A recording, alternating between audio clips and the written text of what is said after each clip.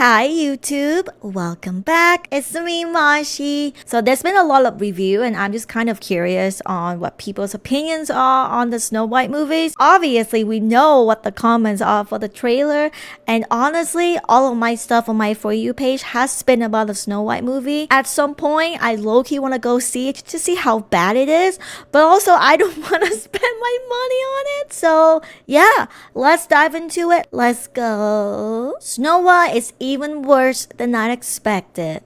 Let's see how bad it can be. There are certain fundamental truths about this world which are so universal that anyone, no matter their race, colour or creed, can pretty much agree on them. 1. Never trust a post-Vindaloo fart.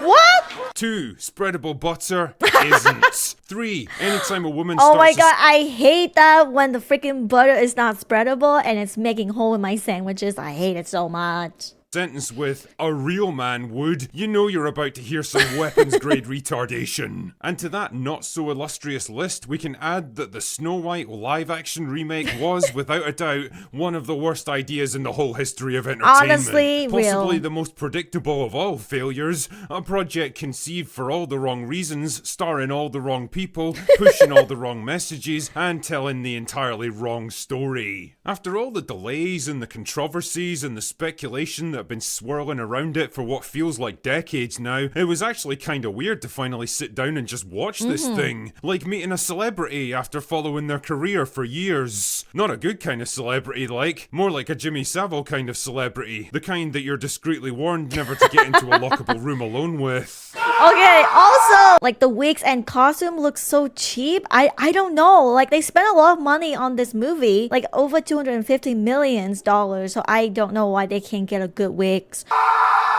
But here it is, nonetheless. That's so And now that weird I've finally and suffered creepy. through nearly 2 hours of Snow White, I can confidently tell you that, yes, this film absolutely lived up to all my worst expectations, and in some cases even exceeded them. Exceeded? A bloated, overstuffed turkey of a production, weighed down by hammy acting, cheap costumes, horrendous CGI, That's what I and said, vomit-inducing cheap costumes. cinematography that bungles most of the elements it steals from the original. Like this movie is made in 2025. But like, if you look at the costumes, the wigs, and everyone just kind of look like it's belonged to the 2012 era, which is weird because it's 2025. You would expect people would spend more. Like, I've seen cosplays that look so much better than this, okay? Animated movie abandons its classic ideals of self-sacrifice, heroism, and true love, and injects the lethal dose of the message, which is so redundant and thematically contradictory that it just gets abandoned by the ends. It's also laughably obvious where they've had to reshoot and rewrite big chunks of this movie in response to all the backlash. Yeah. Entire subplots, characters, and setups are introduced and then abandoned without explanation, and the ending is so wildly anticlimactic and jarring that Really? it makes World War Z look like a model of cinematic efficiency. Anyway, let's get the plot summary over with so we can put this turd behind us. The basic setup for Snow White is broadly similar to the original film. Snow White herself is born to the benevolent king and queen of a generic medieval fantasy land that tactfully goes unnamed. Although, fuck me, they must have pretty good transportation links with the rest of the world because the population here is more ethnically diverse than central London. Anyway, Snow White's mum dies and her dad remarries Gal Gadot, who manipulates him into going off to war, where he promptly disappears and is never seen again. Alright. Oh no, guess she's gonna have to take control of everything. no. What a bind. Fast forward a few years and the kingdom's become a kind of dystopian nightmare Oh where my everyone's God. poor and hopeless and ruled over by an iron-fisted tyrant. It's a bit like modern day Britain, only with better Like- sanitation and dental. Like, okay, here, I'll go back to this. Do you know what I mean? Like, it doesn't scream scary because she's supposed to be evil. She's supposed to be intimidating. But if she was to appear right in front of me, I would laugh because, like, your costume's leaving all the glitters on my floor. It just doesn't give, you know, like zero aura.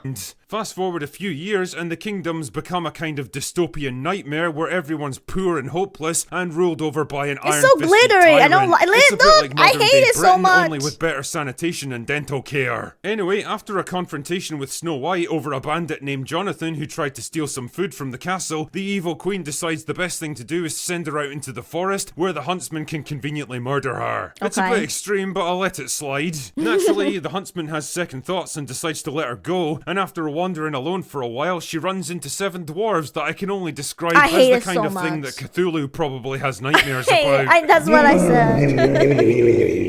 I'm not kidding, man. The brief glimpses that you got of these things in the trailers are absolutely nothing compared to the existential horror of actually witnessing them on the big screen. These are all the money of the movie went into the CGI or what? Because the costumes looks really bad. Nightmares made real. Like if you woke up in the middle of the night That and is saw so Mr. creepy. Blobby standing at the foot of your bed, silent, motionless, watching you with those blank, lifeless eyes that bore into your very soul. So after crashing at their house for a while, eating their food and helping herself to all of their resources, Snow White helpfully forces them to clean up their own home while she prances around like she's on some mad acid trip.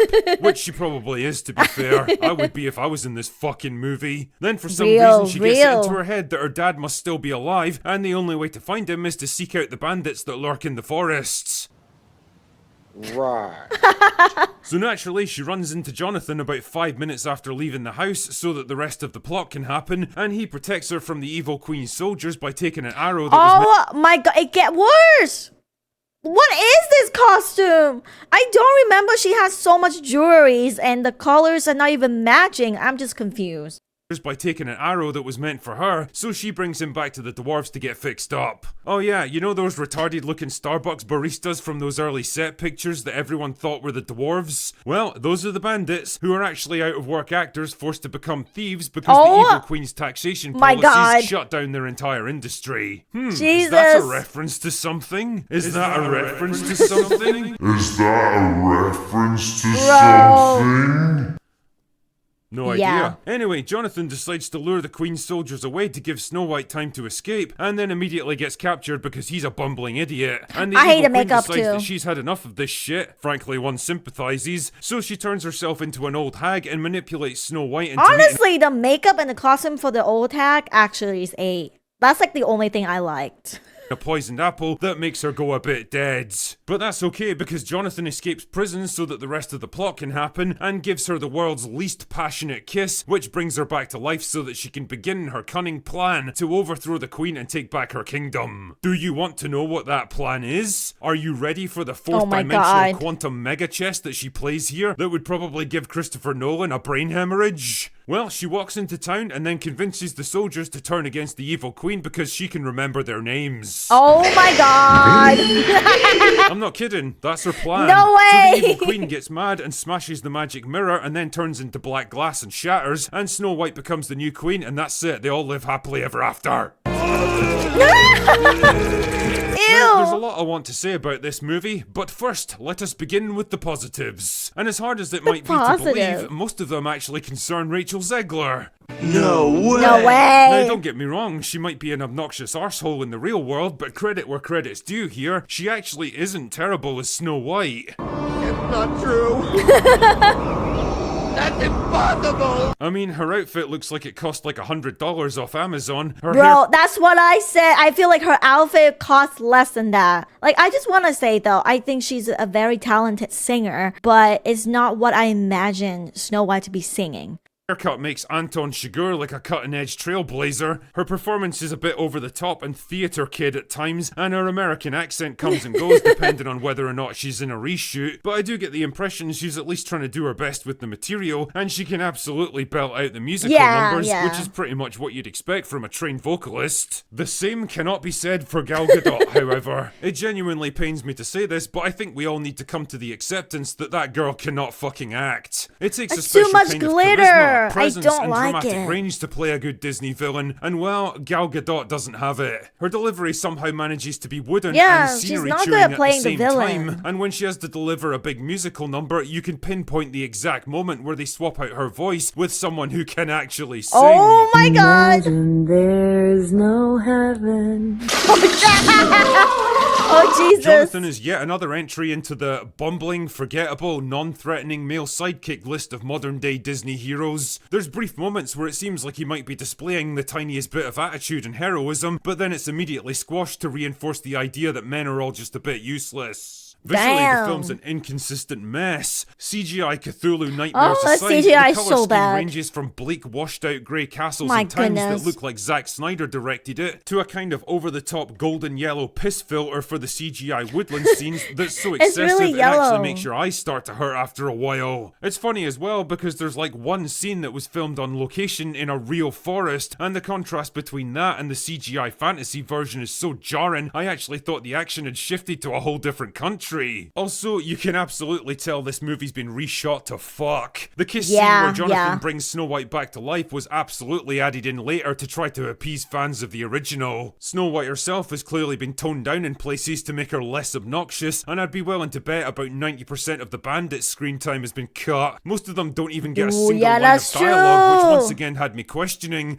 why the fuck are they even in this movie? Yeah. I think the biggest problem though is the ending. The original movie had the dwarves battling the evil queen to save Snow White, reinforcing the idea of reciprocal kindness and Yeah, I redemption. love that. But here, It's Snow White teamwork. has to resolve everything by herself, and the Yeah. result is that none of the other groups It's are because she's girl bossing, so she has to solve all the problem by herself.